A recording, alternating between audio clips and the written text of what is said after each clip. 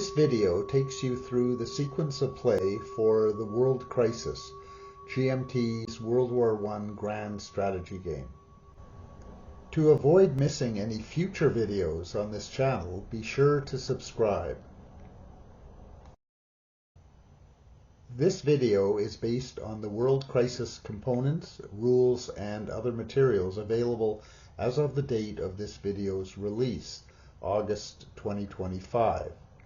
These components, rules, and other materials may change as a result of playtesting, and the published version of the game may vary from what is discussed in this video. The World Crisis sequence of play is summarized in the following table. Each turn starts with a random event phase. 6 random event cards are drawn. Germany, Austria-Hungary, Britain, France, and Russia each draw a random event card. A 6th random event card is drawn, which will apply to Turkey, Italy, or the United States.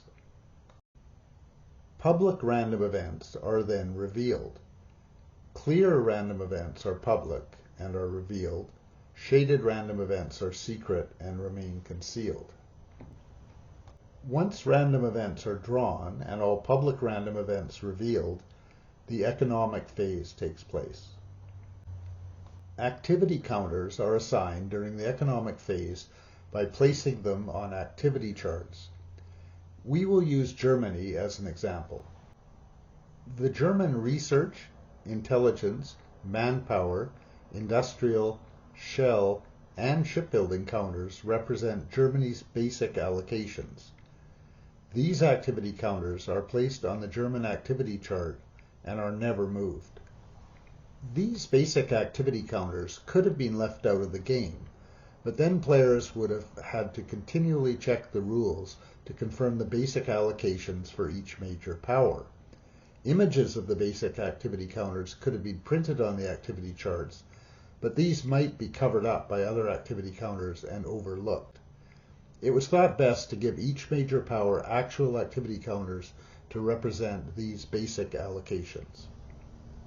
Each major power also has generic activity counters, the use of which depends on the major power's cohesion level. Germany has 10 points of generic activity counters plus a flexible activity counter. One generic activity counter may be used to supplement basic allocations. For example, Germany could assign a 2 activity counter to research, a 1 activity counter to industry, and a 1 activity counter to shipbuilding. The flexible activity counter could be used to supplement any of the German categories, including research, industry, or shipbuilding, because it doesn't count against the 1 activity counter limit. However, Germany wants to hold back activity counters for diplomacy and army activation. 2 points are worth mentioning. There is no cost to using activity counters, so the economics of the game are based on having activity counters. In the first turn, all armies are considered to be active, so there is no need to hold back activity counters for army activation. Once activity counters are assigned to economics, research is conducted, the number of manpower, industrial, shell, and shipbuilding points are determined, and construction is carried out. This is done secretly by each major power, and the use of activity counters and results are announced only when all economics are done. Once the economic phase is concluded, diplomacy is conducted. Unused activity counters are assigned to eligible diplomatic targets by placing them face down on the diplomatic tracking player aid. Once all diplomatic placements are done, the values of activity counters used for diplomacy are revealed, and diplomacy is resolved. This brings us to the operations phase, where the fighting occurs.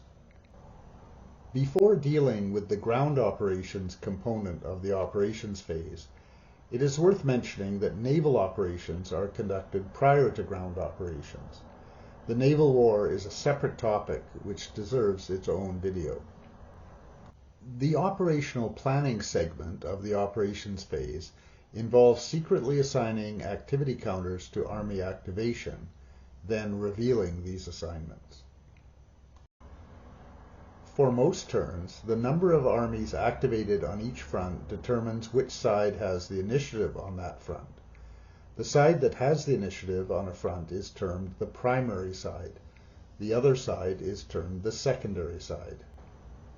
The only exception to this is the first turn, summer 1914, when all armies are active, without the need to assign activity counters to Army activation. The Central Powers have the initiative on the Western Front if Germany declares war on Belgium.